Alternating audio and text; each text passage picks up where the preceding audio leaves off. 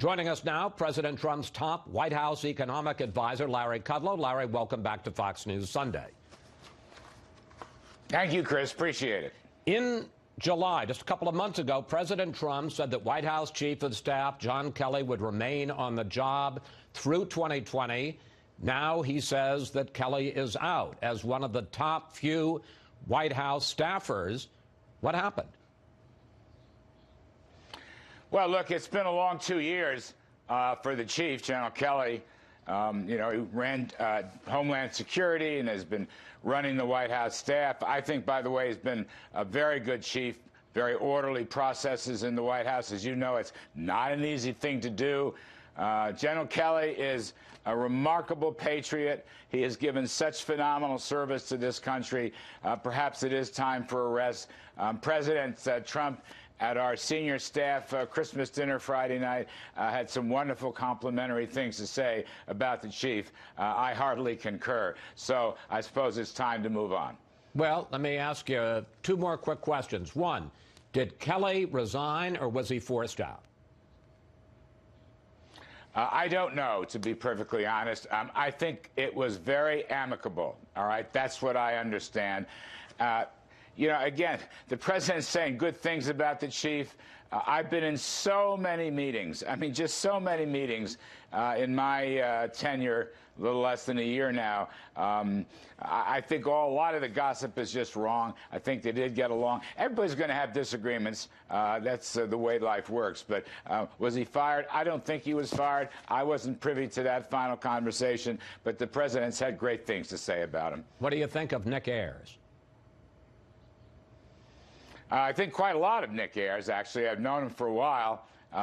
President, I guess, will let us know tomorrow or sometime early in the week who the next chief is going to be. In terms of Nick Ayers, Mike Pence's chief of staff, I think the world of him. All right, let's turn to your day job. The stock market's had a terrible week since President Trump and President Xi had dinner in Argentina on Saturday night. The Dow lost 1,100 points, or 4.5%. The S&P 500 is now in the red for 2018. Question, how much of this is because of confusion over just what the U.S. and China have agreed to? Well, I don't know. I mean, I'll grant you that, trade issues, China trade issues, haven't been all buttoned down yet. But look, Chris, the first couple of days after that dinner, I was down there at G20 Argentina. The markets did very well, both in China and the U.S., as a matter of fact. Since then, there have been some issues. The Huawei issue, that's a technology company that was violating Iranian sanctions, and Canada has taken them in, and they'll probably be extradited to the U.S. There have been some different statements here and there. Look, I can just tell you right now, we are on track. China has finally, Wednesday and Thursday, China's Commerce Department issued some very positive, promising statements. Sometimes I think these things get lost, maybe the beautiful funeral of former President Bush, but they said, look, they agree with the timetable, they agree with the deadlines, they expect to be moving immediately to take actions on key commodities, for example, by lowering tariffs and opening up export sales for us, things like energy, agriculture, industry.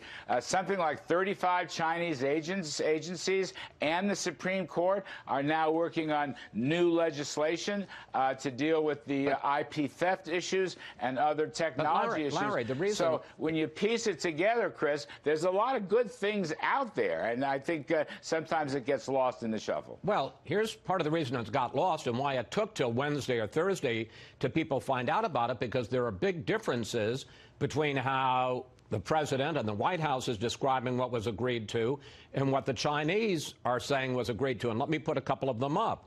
The U.S. says China agreed to, quote, very substantial purchases of agricultural and other products. The Chinese say nothing specific about how big those purchases will be. President Trump says the Chinese will remove their 40% tariff on U.S. auto imports. The Chinese are ducking that one.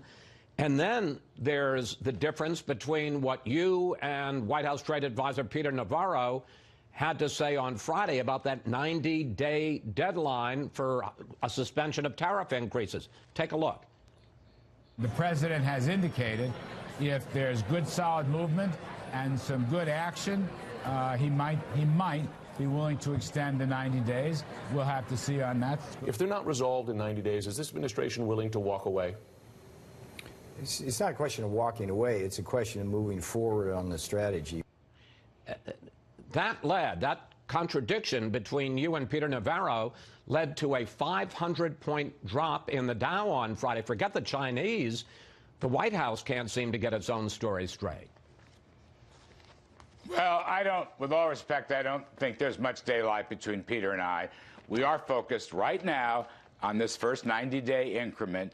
Regarding what may happen in the future and presidential considerations, that'll be up to POTUS, of course, working with President Xi. I really think that's an exaggerated point. But, Chris, look, I understand people are looking for these issues. Let me just read very quickly. Here was the Chinese Commerce Department announcement. I think it was Wednesday or Thursday. China will immediately implement specific issues that have been agreed upon by agriculture products, energy, and automobiles. Automobile tariffs announcements going to come from the State Council Tariff Commission. As I said earlier, it was also announced that a number of Chinese government agencies and the Supreme Court are looking at new laws to prevent intellectual property theft. These are very strong indications. President Trump himself, I remember he called me early Thursday morning to say, did you see that announcement? Did you see that announcement? And I did, and I think it's very positive.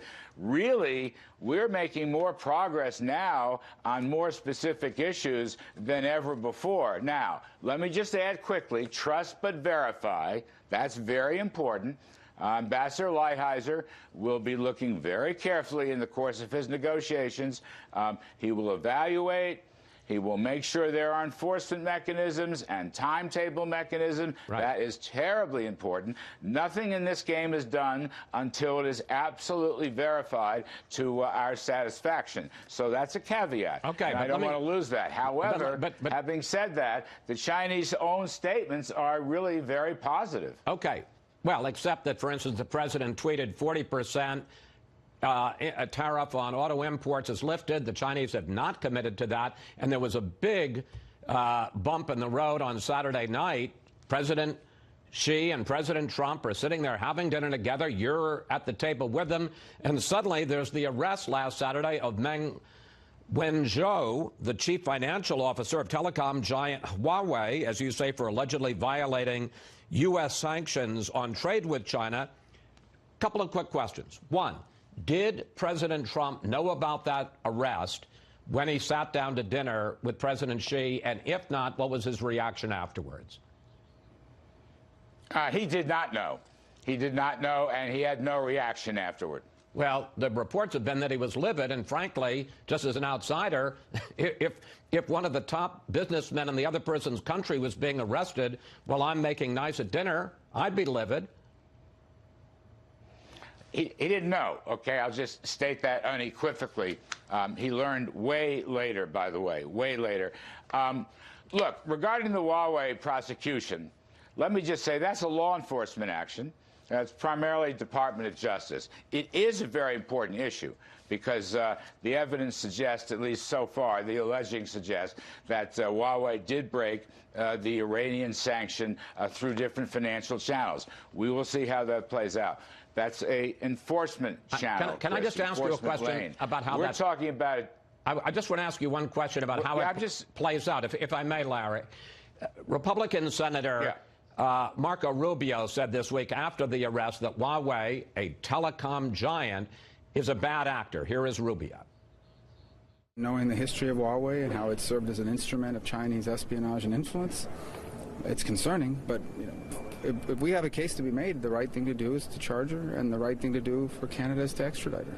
But now China is warning the U.S. and Canada, where she is being held, that there will be consequences if she continues to be held. And one of the top papers in China, the Global Times, says that her arrest amounts to a declaration of war. Can you guarantee me that as part of this negotiation, the president, the administration, will not let her go? Chris, I can't guarantee anything. As I say, this is a DOJ, NSC law enforcement issue. I don't know how it's going to turn out. I'm not an attorney.